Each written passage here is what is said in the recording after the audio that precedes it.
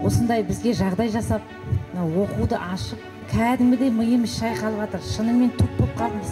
Миымыз тұрған мусор ғой енді. Ой, менің де қанша жыл айналысып жүрсем де, ой келіп кетіп тұрады. Ол қалыпты нәрсе.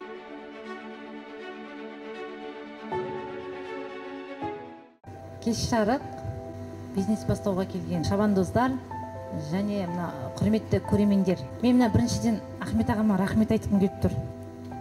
Осындай бізге жағдай жасап, оқуды ашып, бізге жатақхана дайындап берген және бүкіл нәрсені тәтпіштеп, майдалап, жігін шағып, миымызды қозғап жатыр да. Мен енді Ақтөбе қаласынан келіп тұрмын. 4 балам бар, жолдасым бар. Солардың былай айтса, былай айтып, былай айтса, былай айтып айту шықтым ау үйден. Енді әйел адамға шынымен көп жағдайда үйден шығу қиындау ғой. Сол келгеніме мықты қуандым. Енді сізге көп рахмет. Алла тағала сізге деніңізге саулық берсін. Қазір енді медитация жасап жатырмыз. Қос тілде түске дейін таңертең сутра тұрып 1 рет жасаймыз. Сосын кешкісін осында келіп жасаймыз. Түстің кезінде кеше жасадық. Енді кәдімгідей миымыз шайқалып жатыр. Шынымен туп болып қалдымыз. Миымыз тұрған жаңағы мусор ғой енді. Тазаланып жатыр ма? Тазаланып жатыр. 2-3 күндік соң кеше 3-ші рет істегенде кәдімгідей мына көк желкеммен басым ауырды. Соған қарағанда ішіндегі мусорлар бірте-бірте шығып жатқан сияқты. Атыңыз кім? Атым Келісті. Келісті, бір сұрақ қояйыншы. Қалай дұрыс тыныс алу керек, үйрендің бе? Үйрендім. Айтшы, қалай тыныс алу? Бұрын білмейді екенмін. Мұрынмен ауаны жұтып, мына төбеме апардым. Содан кейін тағы да қандай ерекшелігі бар? Тағы да мына жүректегі тынысты мына тағы да соған апарып қосып, сосын мына ауыздан шығардым. Одан басқа диафрагмальный кеудемізді көтеруге, ішімізді қозғауға болмайды екен. Кеше мына жерде отырғанда ағай көрсетті, оң қолыңды жүрек тұсына қой да, сол қолыңды кіндіктің үстіне қой. Содан кейін болу керек, одан кейін. Кеуде көтерілу керек па, іш көтерілу керек па? Іш көтерілу керек, кеудеміз. Алдымен құрсаққа толтырамыз ауаны, кеуде орнында тұрады. Біз терең демал десе, деп демаламыз. Өте қате да? Ішпен демалу керек. Мына кеудеміз бүйтіп көтеруге болмайды екен, міне. Дұрыс емес, енді ішпен демалу керек. Деп демді шығарған кезде ішіміз арқамызға жабысу керек. Ең бірінші шарт бұл тек қана медитация кезінде емес, жалпы күнделікті өмірде осылай тыныс алу адамның ағзасына өте пайдалы. Осыны еске сақтап алдық па? Санам кетіп қалып тұр қайта-қайта. Соны сізден сұрайын дедім.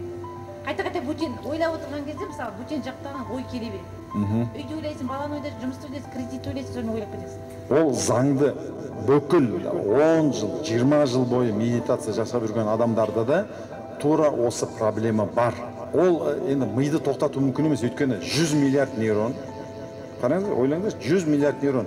Әрбір нейрон 10 мыңнан 50 мыңға дейін басқа нейрондармен байланыс орнатады. Секундының бір бөлігінде бәлем бойлар келіп жатыр. Оны тоқтату мүмкін емес.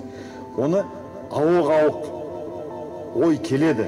Бірақ ең бастысы сол ойды мен қазір, мысалы, міне медитация кезінде мен жүрегімді елестетіп отырмын, жүректен тыныс алып жатырмын, жүрек пен миды байланыстырып жатырмын, менің міндетім осы деп, сол ойға келіп, ана ойды ақырын қоя бере салып. Бұл тек қана медитация кезінде керек емес. Бұл егер сіз, мысалы, ары қарай кәсіппен айналысасыз, копирайтинг үйрену керек, сайт жасап үйрену керек, оны үйрену үшін сіздің назарыңыз сол жерде отырса, сіз ағын тезірек меңгеріп аласыз.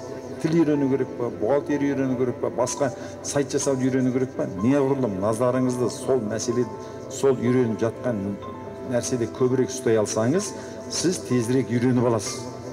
Егер назарыңыз ары-бері ауып кете береді, бұл медитация кезіндегі ғана емес. Сіз тамақ пісіріп жатсыз ба, сабақ оқып жатсыз ба, сол кезде де ой келіп отырады ғой. Сондықтан осы медитация арқылы ойды бір нәрседе ұстап отыруды шынықтырамыз. Түсінікті ме? Бұрын 10 минуттың ішінде сіздің ойыңыз 500 рет ауытқып кететін болса, медитация жасай келе 500 рет емес, уже 400 рет, 300 рет, 200 рет, 100 ретке дейін бірте-бірте кемейді да, назарыңыз сол жерде ұстап отыру қасиет. Бұл шынығу ғой, кәдімгі миды шынықтыру, спорт залға барып шынықтыру сияқты. Негізі мен бір рет басын айтайын, осыдан 3 жыл бұрын ба, мүмкін 4 жыл бұрын Қырғызстанға 11 күндік медитация жасау курсына бардым, випассана деген. Сонда 11 күн бойы біздің алдымен телефонымызды, компьютерімізді түгел тартып алды. Содан кейін қол қойдық, 11 күн бойы бір ауыз сөз айтпаймыз деп. Көз алдыңызға елестетіңіздер, 70 адам болды, соның ішінде 40 әйел болды, 30 ер адам болды. Көз алдыңызға елестеңізші, 40 әйелдің 11 күн бойы бір ауыз сөз айтпауы. Мүмкін бе? Болды, мүмкін. Өйткені бір ауыз сөз біреуге айтып қойсаң, қайтарып жібереді. Мына Қырғызстанда тауда бір лагерьде болды. 11 күн бойы тілмен ғана емес, көзбен де айтуға болады. Біреуге қарап деп айтсаң, ана инструкторлар жүреді, мә, телефоның бәрі үйіңе қайтарып жүреді. 5-6 адам қайтарып жүреді. Таңертең сағат 4:30-да тұрамыз, содан 3 сағат медитация, біраздан кейін тағы да кейде 5 сағат. Ана жерде жарты сағаттың өзі ұзақ болып көрінеді ғой. 5 сағат тапжылмай отырасың. Күнде 11 сағат медитация. Басқа ештеңке жоқ. Келесің, инструктор отырады, музыка ойнайды, содан кейін кешке жақын 1 сағат лекция оқиды, содан кейін артына шақырып алды, турок миссия шақырып алды, басқалар тыңдап отырады.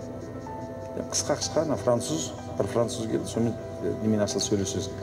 Сол 11 күннен кейін менің байқағаным, менің бір ақпаратты қабылдау қабілетім керемет артыпты.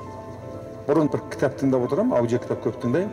3 минуттан кейін кейде 5-10 минут тыңдаймын да, назарым басқа жаққа ауып кетеді. Одан кейін не тыңдап отырдым деп қайтадан басынан аударып сөйтетім. Кітап оқып отырған кезде оқып отырамын да, бірақтан кейін ойыма басқа нәрсе түсіп кетеді де, не оқып отырғанын білмейсің, қайтадан оқуға мәжбүр боламын. Сол 11 күн сол жаттыққаннан кейін менің миымның бір нәрсеге қадалып отырып, сол ақпаратты игеріп алу мүмкіншілігі артыпты. Енді жалқаумыз ғой, біз кетер кезде айтқан. Күніне 11 сағатты медитация жасап. Енді үйге барғаннан кейін 11 сағат жасай алмайсың ғой, жұмысың бар. Таңертең 1 сағат, кешке 1 сағат деп айтты. Медитация жаса деді.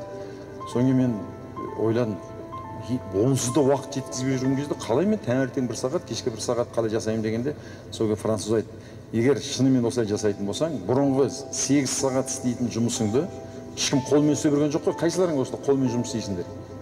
Ара мен кесіп, перфоратормен істеп, болмаса қолмен жұмыс істемейміз, бәрі басымен істейміз ғой. Сонда айтады да, бұрын 8 сағат істейтін жұмысыңды енді 3-4 сағат істеп тастайтын боласың.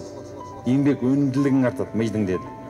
Бірақ соны мен тастап кеттім. Келген кезде біраз жасап жүрдім да, мен қазір қайтадан осының қажеттілігін нетіп, мен шынығына мойындайын, кешке жасамаймын, мен таңертең ғана жасаймын. Кешке сіздермен бірге, таңертең 7 күннің, мен 4 күнінде нетем, дүйсенбі күні мен сабақ жасаймын, қалған 3 күн жүгірем, 3 күн медитация жасаймын.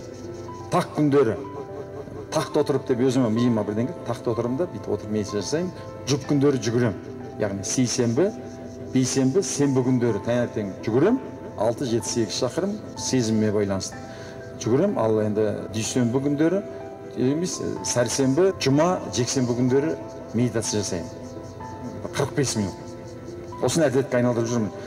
Медитациядан кейін өзімді бір тыныққан, бір өзімді керемет жақсы сезініп қаламын. Оған саспаңдар, ой менің де қанша жыл айналысып жүрсем де, ой келіп кетіп тұрады. Ол қалыпты нәрсе. Бірақ бара-бара азаяды. Көптеген адамдар маған, Ахметбек аға, қазақты ойласаңыз, неге сабақтарыңызды тегін бермейсіз? Курсқа қатынасуға ақшам жоқ деп жатады. Осы секілді мыңдаған пікірлерден кейін 12 күндік психологиялық өзгергім келеді атты тегін челлендж бастадық. Қатынасу үшін төмендегі сілтемені басыңыз.